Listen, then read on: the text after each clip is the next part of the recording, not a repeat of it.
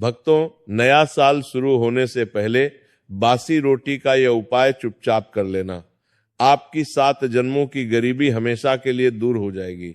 नए साल में माता लक्ष्मी आपकी जिंदगी में इतना धन बरसाएगी कि आपसे संभाला नहीं जाएगा। जिंदगी के सारे दुख दूर हो जाएंगे। मनचाही शादी करनी है तो वो भी हो जाएगी। गंभीर से गंभीर बीमारियों से मुक्ति मिल जाएगी। परिवार में सुख शांति आएगी। प्यारे साथियों, बासी रोटी का यह उपाय आपकी जिंदगी को पूरी तरह से बदल देगा और आने वाले नए साल में आपकी जिंदगी स्वर्ग से भी बेहतरीन बन जाएगी।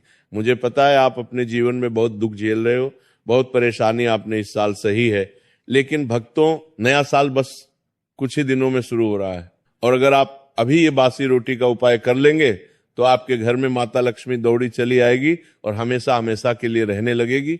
आप जहां काम करेंगे, जिस चीज को हाथ में लेंगे, वहां से धन दौलत आपको मिलने लगेगा और इतना पैसा आएगा कि आप भी सोचोगे कि मैं इसे कहां कहां रखूं। भक्तों, आज मैं आपसे कोई साधारण बात नहीं कह रहा हूं। आज जो शब्द मेरे मुख से निकलने वाले हैं वे केवल आवाज नहीं है, वे अनुभव हैं, वे शास्त्रों की गहराइयों से निकली हुई चेतावनियां हैं। ये कोई कथा नहीं है, कोई मनोरंजन नहीं है, बल्कि वे सत्य है जिसे सुनकर कई लोग चुप हो जाते हैं और कई लोग डर जाते हैं, क्योंकि यह वह ज्ञान है जो हर किसी को नहीं बताया जाता। हर कान इसके योग्य नहीं होता। शास्त्रों में ये सब लिखा हुआ है, संतों ने इसे जिया है, लेकिन इसे उन्हीं तक सीमित रखा गया जो इसे संभाल सके। क्योंकि ये उपाय अगर गलत हाथों में चला जाए तो वरदान नहीं, बोझ बन जाता है, लेकिन अगर सही व्यक्ति के हाथ लग जाए तो सुन लीजिए, तब केवल हालात नहीं बदलते, तब भाग्य को भी झुकना पड़ता है। नया साल आने वाला है और बहुत लोग सोचते हैं कि नया साल मतलब नई तारीख, नया कैलेंडर, नया मोबाइल वॉलपेपर और कुछ नए संकल्प।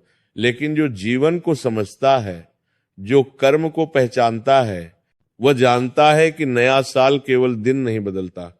नया साल पुराने कर्मों का वही खाता खोलता है जो आपने वर्षों में बोया है, वही इस नए साल में उगने वाला है। कुछ लोगों के लिए नया साल अवसर बनकर आता है और कुछ के लिए चेतावनी बनकर। इसलिए अगर हर साल नया साल आता है और आपकी हालत वही की वही रहती है तो दोष समय का नहीं है, दोष किस्मत का भी नहीं है, दोष आपके कर्मों का है। अगर आपके जीवन में गरीबी पीछा नहीं छोड़ रही, चाहे आप कितना भी मेहनत कर ले, चाहे दिन रात खप जाए, फिर भी पैसा हाथ में टिकता नहीं, अगर कर्ज उतरने का नाम नहीं ले रहा, एक जाता है तो दूसरा सिर पर बैठ जाता है, अगर विवाह की बात बनते बनते टूट जाती है, रिश्ते आते हैं लेकिन टिकते नहीं, बार बार अपमान और निराशा हाथ लगती है, अगर शत्रु बिना कारण नुकसान पहुंचा रहे हैं, बदनामी हो रही है, झूठे आरोप लग रहे हैं और आप समझ ही नहीं पा रहे कि किसका दोष है, या फिर शरीर दवा खाकर भी ठीक नहीं हो रहा, इलाज चलता है लेकिन राहत नहीं मिलती, मन भारी रहता है, नींद नहीं आती, तो उस समय अपने भाग्य को मत कोसिए। उस समय समझ लीजिए कि दोष भाग्य का नहीं है, दोष आपके कर्मों का है। और कर्म सुधारने का सबसे सरल मार्ग कोई कठिन तपस्या नहीं है, कोई महंगा यज्ञ नहीं है, कोई दिखावटी पूजा नहीं है। कर्म सुधारने का सबसे पहला और सबसे मूल रास्ता है अन्न का सम्मान। शास्त्र कहते हैं कि जिस व्यक्ति ने अन्न को समझ लिया उसने जीवन को समझ लिया, और जिसने अन्न का अपमान किया उसने अनजाने में अपने भाग्य का अपमान कर दिया। बासी रोटी इस शब्द को सुनते ही बहुत लोगों के मन में घृणा आती है। लोग इसे तुच्छ समझते हैं, बेकार समझते हैं, फेंक देने योग्य समझते हैं। लेकिन ध्यान से सुनने, बासी रोटी तुच्छ नहीं है, बासी रोटी तपस्या है, यह अन्न की परीक्षा है। ताजा भोजन तो हर कोई सम्मान कर लेता है, लेकिन बासी अन्न का सम्मान वही करता है जिसके भीतर संस्कार जीवित होते हैं। शास्त्रों में साफ लिखा है कि जिस घर में बासी अन्न का अपमान होता है उस घर में लक्ष्मी प्रवेश तो कर सकती है लेकिन टिकती नहीं। वो आती है, देखती है और चुपचाप लौट जाती है। और इसके उलट जिस घर में बासी अन्न का सदुपयोग होता है, जहां रोटी को केवल पेट भरने की चीज नहीं बल्कि ईश्वर का प्रसाद माना जाता है, वहां दरिद्रता डर कर भागती है, वहां गरीबी टिक नहीं पाती, वहां कर्ज जड़ नहीं पकड़ पाता, वहां दुर्भाग्य ठहर नहीं पाता, क्योंकि अन्न के साथ जुड़ी हुई ऊर्जा सीधी कर्म फलदाता तक जाती है। लेकिन ध्यान रखिए, ये कोई हल्का उपाय नहीं है, ये कोई खेल नहीं है। इसलिए इसे करने से पहले कुछ कठोर नियम है, जिन्हें तोड़ दिया तो उपाय निष्फल ही नहीं होगा, उल्टा प्रभाव भी दिखा सकता है। पहला नियम, ये उपाय गुप्त रहेगा, जिस दिन आपने किसी को बता दिया उसी दिन इसका प्रभाव टूटने लगता है। दूसरा, इसे हंसी मजाक में नहीं करेंगे, क्योंकि कर्म मजाक नहीं समझता। तीसरा, मोबाइल हाथ में लेकर वीडियो देखते हुए, बातें करते हुए ये उपाय नहीं होगा। चौथा, इसे करते समय मन में जरा सा भी संशय आया कि पता नहीं होगा या नहीं, तो उसी क्षण उपाय की शक्ति समाप्त हो जाती है। और पांचवा नियम, यह उपाय वही करें जो सच में परेशान है, दिखावे के लिए नहीं। याद रखिए, ईश्वर शब्द नहीं देखता, भावना देखता है। कर्म दिखावा नहीं समझता, नियत समझता है। और अन्न कभी झूठ स्वीकार नहीं करता। भाइयों और बहनों, अब मैं जिस विषय पर बोलने जा रहा हूं वह केवल धन का नहीं है, यह केवल उधार का नहीं है, ये उस पीड़ा का विषय है जिसे वही समझ सकता है जिसने कर्ज का बोझ अपने सीने पर रखा हो। कर्ज केवल जेब को खाली नहीं करता, कर्ज इंसान की आत्मा को भी तोड़ देता है। कर्ज वाला आदमी दिन में हंसता है लेकिन रात को जागता है। उसके घर में सब कुछ होता है फिर भी शांति नहीं होती। और सबसे बड़ी पीड़ा ये होती है कि वह चाहे कितना भी मेहनत कर ले, पैसा आता है और फिसल जाता है जैसे हाथ में रेत। शास्त्र कहते हैं कर्ज केवल आर्थिक समस्या नहीं है, यह पूर्व जन्मों के कर्मों का बंधन होता है। इसीलिए कई बार ऐसा होता है कि आदमी ईमानदार होता है, मेहनती होता है, फिर भी कर्ज उतरता नहीं, क्योंकि वहां हिसाब इस जन्म का नहीं चल रहा होता, वहां पुराने कर्म अपना हिस्सा मांग रहे होते हैं। और जब तक कर्म से कर्म नहीं काटा जाता तब तक पैसा काटने से कुछ नहीं होता।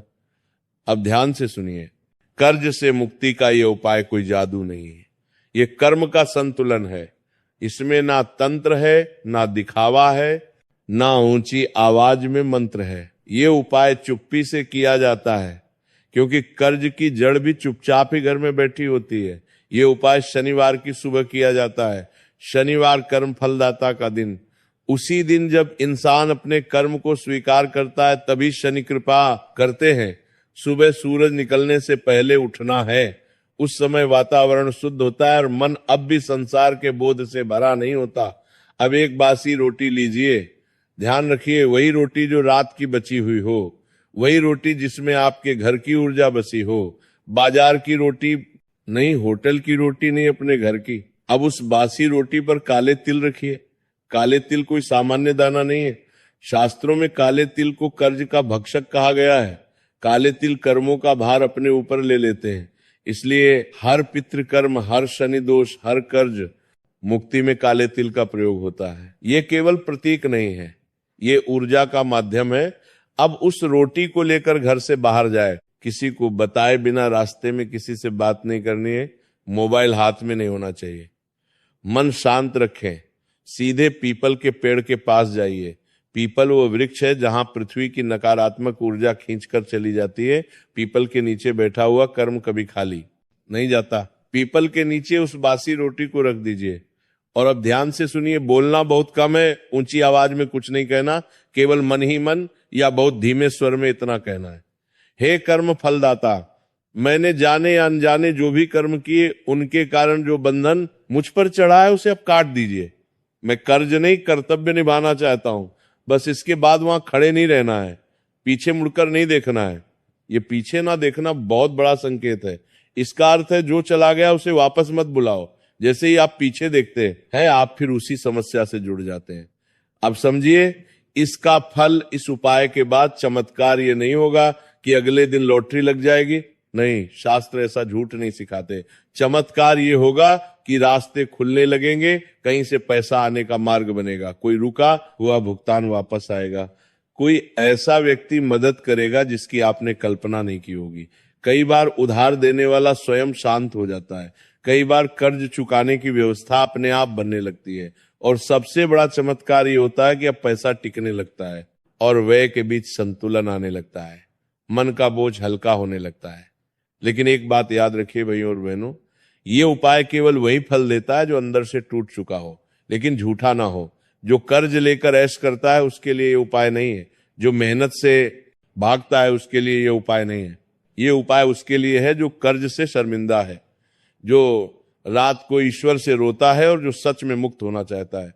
शनि देव दंड नहीं देते हुए सुधार अवसर देते हैं, और जब इंसान झुकता है तभी शनि पिघलते हैं। अगर ये उपाय श्रद्धा से किया गया तो कर्ज का पहाड़ भी रेत की तरह ढाने लगता है। अब मैं जिस विषय पर बोलने जा रहा हूं वह धन से भी अधिक संवेदनशील है, क्योंकि धन चला जाए तो वापस आ सकता है, लेकिन जब जीवन में विवाह का समय निकलता चला जाता है तो मन के भीतर एक खालीपन बस जाता है। हर घर में ये पीड़ा दिखती नहीं, लेकिन भीतर ही भीतर जलाती रहती है। माँ बाप की आंखें रास्ता देखती हैं, रिश्तेदार सवाल पूछते हैं, समाज ताने देता है और व्यक्ति स्वयं को दोषी मानने लगता है। कई बार तो हालात ऐसे हो जाते हैं कि प्रेम भी है, समझ भी है, फिर भी विवाह नहीं हो पाता। और कई बार सब कुछ ठीक होते हुए भी एक के बाद एक रिश्ता टूट जाता है। शास्त्र कहते हैं विवाह का रुकना कोई साधारण बात नहीं है, ये केवल उम्र का विषय नहीं है, ये कर्म और ग्रहों का संकेत होता है। जब पिछले जन्मों के वचन अधूरे रह जाते हैं, जब किसी का हृदय अनजाने में दुखाया जाता है, या जब परिवार की स्त्री पुरुष ऊर्जा में असंतुलन आ जाता है, तब विवाह योग बंध जाता है। इसलिए कई बार लड़का लड़की योग्य होते हैं, सुंदर होते हैं, संस्कारी होते हैं, फिर भी उनका घर बसने में देर होती है। अब ध्यान से सुनिए, विवाह केवल दो शरीरों का मिलन नहीं है, विवाह दो कर्मों का बंधन है। इसलिए इसका उपाय भी शरीर से नहीं, भाव और अन्न से जुड़ा हुआ होता है, और इसी कारण यह उपाय बहुत गुप्त है, बहुत सरल है, लेकिन उतना ही प्रभावशाली भी। ये उपाय सोमवार की रात किया जाता है। सोमवार मन का दिन है, चंद्र का दिन है, और विवाह मन के संतुलन से ही होता है। उस रात घर में जो रोटी बच जाए वही बासी रोटी इस उपाय की आधार बनेगी। ध्यान रहे, ये रोटी किसी मजबूरी की नहीं, श्रद्धा की होनी चाहिए। मन में ये भावना हो कि मैं अपने कर्म सुधारने जा रहा हूं। अब उस बासी रोटी के 2 टुकड़े कर लीजिए।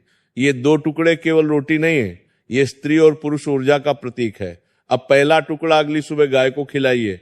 गाय शुद्धता की प्रतीक है, माता है, करुणा है। जब गाय को अन्न दिया जाता है तो घर की रुकावटें धीरे धीरे पिघलने लगती हैं।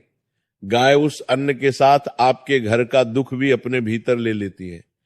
अब दूसरा टुकड़ा उसी दिन कौवे को दीजिए। बहुत लोग कौवे को अशुभ समझते हैं, लेकिन शास्त्र कहते हैं कौवा पितरों का दूत है। विवाह में देरी कई बार पितृदोष के कारण भी होती है। जब कौवे को अन्न दिया जाता है तो वह संदेश ऊपर तक ले जाता है कि यह व्यक्ति अपने कर्म सुधारना चाहता है, और जब पितृ प्रसन्न होते हैं तो विवाह के मार्ग अपने आप खुलने लगते हैं। अब यहाँ एक बहुत जरूरी बात समझ लीजिए, इस उपाय को करते समय कोई जल्दबाजी नहीं करनी है।